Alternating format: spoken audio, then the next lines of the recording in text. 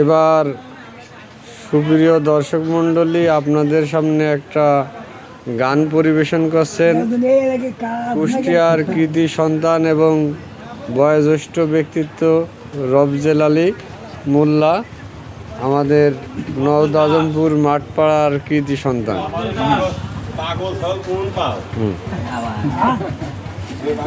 শুরু হয়ে গেছে গানে। বাড়ির কাছে বেতের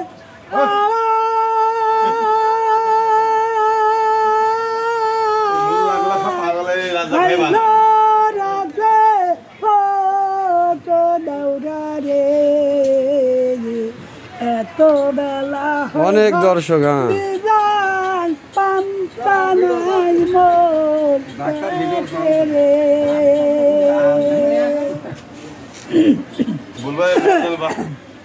পান্তার বাটি হাতে লয়ে